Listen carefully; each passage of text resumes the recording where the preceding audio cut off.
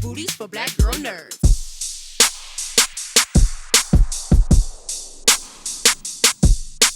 Hey, you guys. Hey, Miss Haddish. Hey, Zach. How are you doing? Good. How are you? Very good, thank you. I'm so happy to see the both of you. And I'm very excited. I was very excited to see season 2 to figure out how do you recreate the magic again when someone's already been murdered? How do you bring a murder back into the same friend group? So, Tiffany, when they contacted you about doing a season 2, did you have an idea in your mind of what you thought it might be like? I did have an idea in my mind of what I thought it might be like, and then I got the script, and I was like, yeah, my mind was way off. It was what I had created. I realized that I'm too urban in my imagination. Wait, what does that mean? I don't know. Like, I was like imagining that, like, it would be like, you know, some. Yeah, it was bad. What I had going on in here was not aligning with what that was, and I'm glad that they wasn't in my mind when they wrote what they wrote, because it was what they wrote was way better. That's why I'm not a writer for TV series. Salute to writers. And then Zach, you get to join the crew and you get to play a fun character. We get to see all this genre bending stuff. You know, what was the best part of participating in this for you? I like the Victorian, or what, I guess it's not Victorian, the 19th century British thing. I like that genre. That was fun to play in. But they put these sideburns, these like mutton chops on you that I believe are real human hair, and they glue it on your face, and you find yourself wondering, like, who has donated their hair? What sketchy individual has given? First of all, you're talking to two black women, so watch your mouth. Right. But I'm not saying. But you're not gluing it to your... Watch your mouth. No, listen. Okay, first of all, okay, when we were shooting the series, I was wearing somebody else's hair. It's not glued to the side of your face. It was glued to my hairline. Listen. And the side of my face. There have been times in my life where I've gotten beautiful weaves. Watch your mouth. But I never... Watch your mouth. Because you had a short mutton weave that was laced, glued to your face. Watch your mouth. Who puts somebody else's hair? We do. A mutton weave. It's people out here wearing merkins. Them merkins. What you think the merkins is? I think it was probably a merkin. I think I was wearing 2 merkins on my face, and I didn't like how it made me feel as an individual, as a man. I thought about what would my grandparents say if they saw them gluing merkins to my head right now so that I can get health insurance. Well, first of all, they would be looking at you and they would go, "He looks amazing," and your grandfather would be like, "Hey, I had that same haircut back in 1931. You understand what I'm saying? Like I'm talking about your great grandparents, your immediate grandparents, but maybe immediate because in the 70s, immediates were like in the 70s they had the thick mutton chops. Do you like that? Do you think that looks good? I think that anytime a man has facial hair, it's good. It's hot. What about one of those like gigantic wizard beards? That's fun. I want to braid that. Really? I want to play it. I want to put my head on it. I want to smell it. I love a good beard. I couldn't agree more. Facial hair is a win across the board. Remember that, Zach. And see, now you're going to know more about hair weaves than you ever thought you ever could. And you can impress all your black friends. Now, I wonder if he's going to grow some of his hair out on his chin and then braid that down and weave in longer beard and get a chin weave because you don't want to glue it on. You're going to get you a chin weave. Right. Oh, yeah. All right. You know what? I can wrap it there because they're going to wrap me. No, but that was perfect because you pretty much interacted and gave me all that I would have been asking about: chemistry, storyline, working together. Look at that, full service. Not that I was good chemistry right here. It's a good time. Thank you. A good time. Thank you, guys. Enjoy season 2. It's always good to see you, sis. Always good to see you. Thank you. Love to both of you. Thank you. Thank you.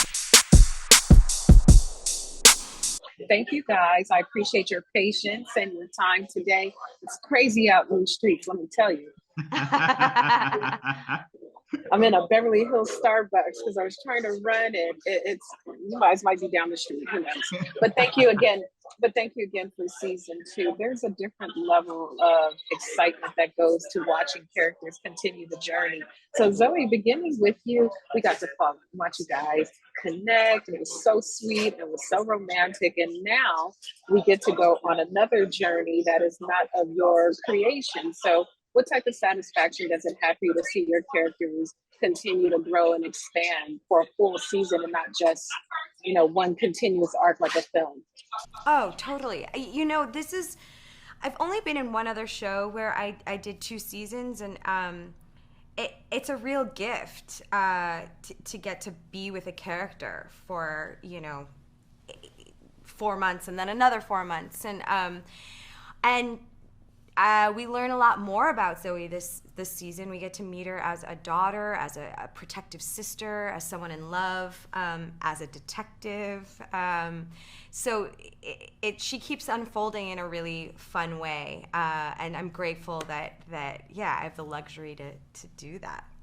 The thing that intrigues me most about this show is how do you keep the formula, but it still be new? Because what's the likelihood we get to go on 2 murders with the average person, and now we get a whole another murder? So Sam, over to you. What do you think is the key to keeping those ingredients and still making it fresh for a whole nother season? Well, I think the key is the circumstances, right? So like, where are you? People die all the time, sadly. Yeah, and like where it happens. But what's great about this show is it's the group of people who are surrounded by it and the genres in which then they are retelling their story. So it'll always be fresh when there's new perspectives. I mean, sure, these two may be the most unlucky couple of people as far as like where they go, people die. But where they go, mysteries are solved also. Mm-hmm. So it's that keeps it fresh. With the new folks joining with John and Ken, and we have other new characters that are joining, you guys are like the OGs now. So Zoe, how much do you do any explaining of the lay of the land? Like, how does that work when you have the new people come in to join you? Well, they're such veterans. I mean, I've looked up to all of these actors for a while, and each one is a comedic genius, and they hit the ground running. They also watched the first season and were fans of the show. So I think what was most special was just feeling their energy. They're so energized to get going, and I sort of, I'm always learning from other people. So I don't know. And that's the end. And see. And lastly, now that we've returned for season 2, we've been asking all the people about Clue and what Clue meant to them. Talk to your executive producers and how many endings that they got to see in the original one. Did you go and see the original one, Sam? And how many of the endings did you get to see? Well, I don't remember what year the original movie Clue came out, but I didn't see it in theaters. But on the DVD, it has all the endings. They play in succession. And so I've watched that movie 100 times. And I truly love it. Well, I am glad you guys are back. It was so fun. I was so curious to see how you could keep the thing going with the same people. And now I know, and everybody else gets to find out. Thank you so much for your time. Thank you. Thank you. Take care. Hello, guys. A pleasure to be with you. Whenever I see your names, I fully expect to be happy and to laugh. And then now that you're on a show that I already like, so I get to do those things even more so. That's so sweet of you. Thank you. So, Ken, beginning with you, awkward shaved ice guy, that's kind of fun.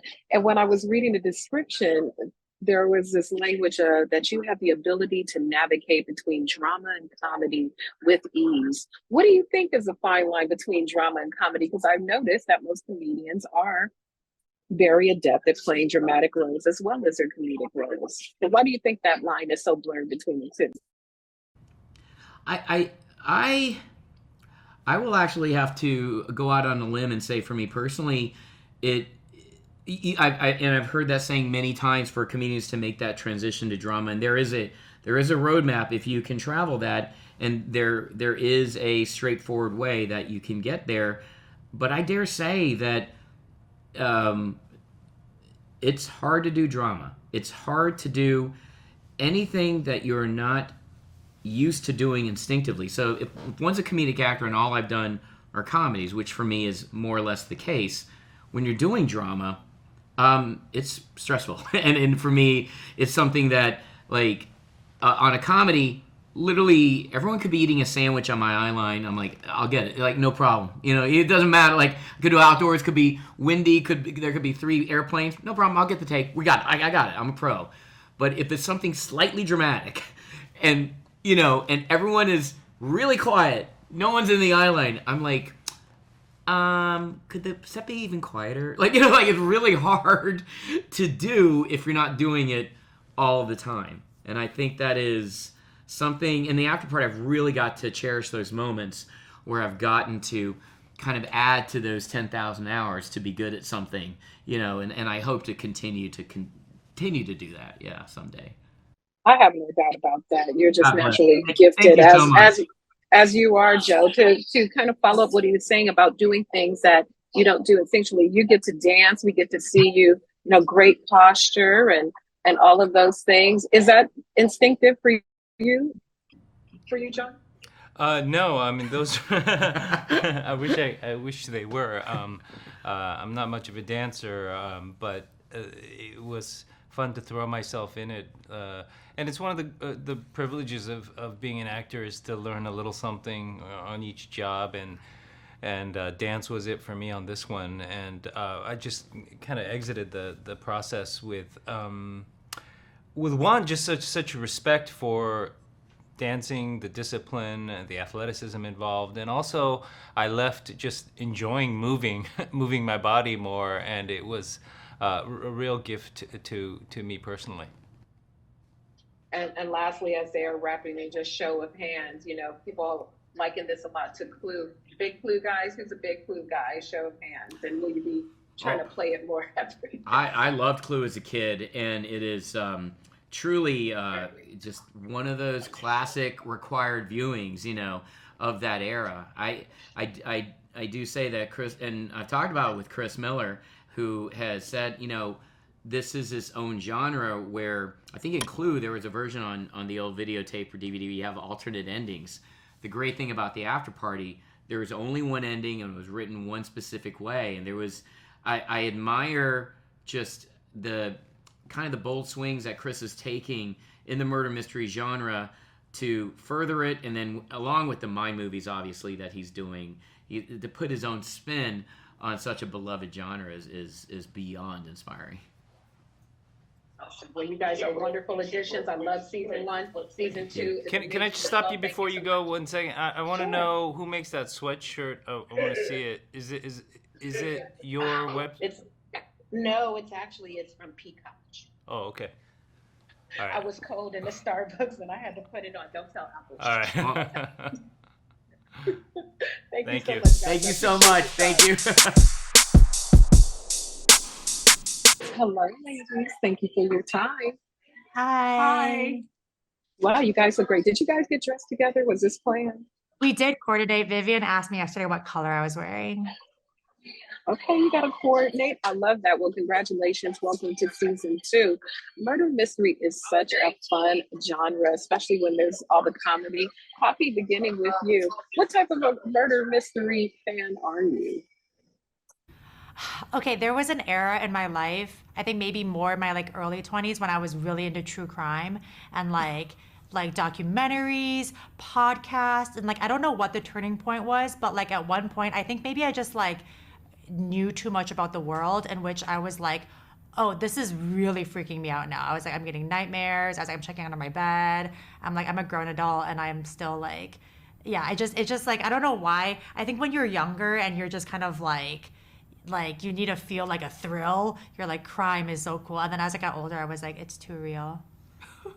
I I've been seeing a lot of articles lately where they say that whether we like to watch like true crime, well, this is comedy, but we like to like true crime. There's something about true crime. I don't know, maybe it's a natural fit. Are you a true crime murder mystery before this, Vivian? Were you into it like that too? Yeah, sometimes I would, and I watched some classic movies like Murder on Neon and Murder on Orient Express. Those old classic black movies, and I was huge fan of those. And it's so suspenseful, and it was fun, and I would always try to figure out who the killer was and why and how, and whether or not I would feel empathy towards the killer in the end, to learn a little bit,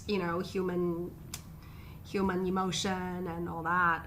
But now, I mean, the reason I love about this show, the Afterparty season 2, was that it is a murder mystery, but it's also a comedy. So the mixture of the content made it like unlayered in a way that it's lighthearted, right? Murder itself is so heavy, but it feels somewhat balanced in a strange way.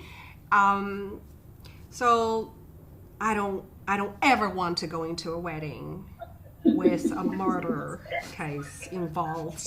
I hope not. And then just when you think it's like a beautiful layered cake, and then even on top of that, you can to genre bend. You get to see all these fun elements, social media elements mixed in, soap operas, all of those fun things.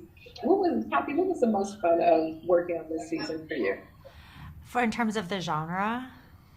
Of any part of it, because there's so many cool aspects to it. Yeah, I honestly think the dancing was really joyful for me to do. I used to dance when I was much younger, and then I just haven't, not even a dance class or anything. And outside of shooting, we'd have to do dance rehearsals to learn choreo, and I just had the best time doing it. Our choreographer Kat was wonderful. The dancers, my dance stand-in, her name's Megan, incredible dancer. The other guy is this Russian ballerina named Vlad, who is the most graceful person I've ever seen in life. So yeah, I think doing the dancing was really fun. I loved the Jane Austen episode for my character of just being able to cosplay in this period drama. I think seeing Grace's entire intergenerational Asian family in kind of mid 18th century clothing in a Jane Austen drama was a dream I didn't even know I had. But that was really, really cool. Awesome. And lastly, back over to you, Vivian. Soap operas. I love soap operas. I feel like Erica Kane raised me when I was a little girl, and all the great soap opera people. Do you have a favorite soap opera person that you are hearkening to for those scenes? Well, I when I first arrived in Hollywood, I used to watch my days, that's a soap opera, right?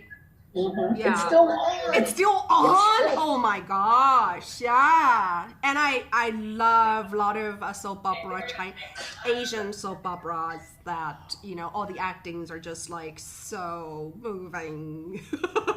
Yes. And that is on there, Robin. Thank you again for your time. Congratulations on season 2, and I'm very, very excited for it. Thank you so much. Thank you. Good. But I thank you guys. I'm Jeandra LeBeauf from Black Girl Nerds. It's a pleasure to be with you for another season. This is very exciting. Beginning with you, I'll begin with Chris. We entered season 2. Season 1 was so fun, and a lot of people tuned in, just stumbled upon it by accident. So how do you take that energy into a new season, but still make it fresh, but keep all of the integrity of the things that kept us watching the first season? Well, I think this season we were able to go in with a little more confidence, because you don't know how people are going to receive it on the first season and the first murder. Are people going to be following the mystery? Are they going to be engaged with that? Are they going to be following all these different genres that people are telling their stories during? And because everybody really embraced all that stuff and they really like appreciated how like unique it was, it allowed us to lean into that and do it even more so. So this season, I think the genres that we're telling the stories through are so much more like varied and pushed farther than we did in the first season.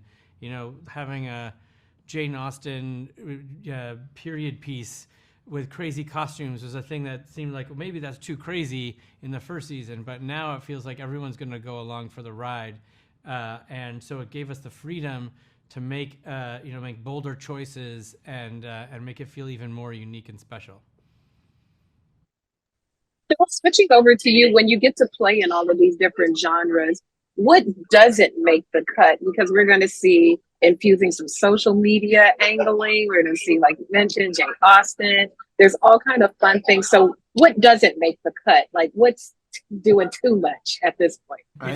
Go ahead. Go, Phil. I was just saying that the all the fun whiz bang like cinema playground stuff is only there to get you closer to the characters and understand their internality even more and like bring out their humanity. So if it's just for our own amusement, it might make it in there still, but mostly it doesn't. It winds up not making the grade because then it starts to distance you from the characters and their relationships. The whole thing is about like walking a mile in somebody's shoes and seeing the world as they do.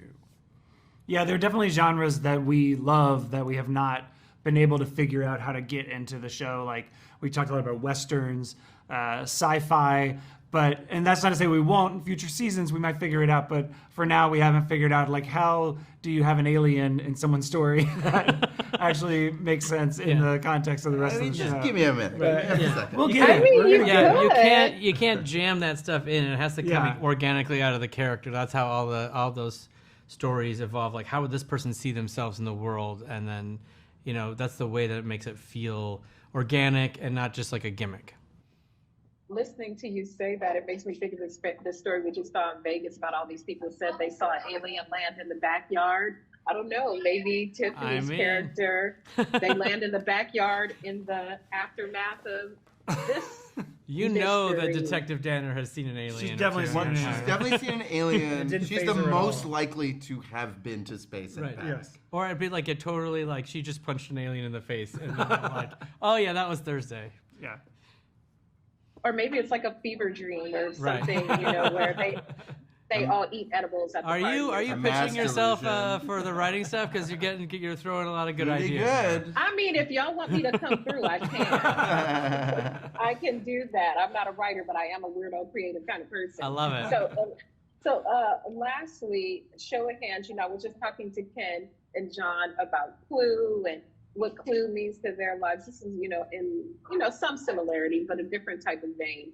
So who was the biggest Clue fan? Show of hands, do you think, of the three of you? Was that even a discussion that you had amongst each other? We're all pretty big Clue fans. We all were. I mean, and we even got an actor from Clue to be in this season. That's true. In some of the later episodes. So that was a pretty cool, fun thing that we did. I mean, it was really foundational as a kid watching that movie. Yeah, I wore out the VHS for sure. How many endings did you see in the theater? I only saw it once in the theater, but then I had the VHS that had all the endings. That's where I mostly saw it was VHS. You guys, I got you beat because I saw it too. There you go. He wins. Phil wins. The winner, ding, ding, ding, ding. Well, this season is a winner, and it has been a pleasure. Highlight me if you want me to brainstorm. I can come through. All right, please. Bring it on. Let's wait for the writer's strike to be over and exactly. the writers to get a fair Let's not deal. be scabbing. Yes, but then no. Definitely not. Thank you guys for your all right, thanks so much.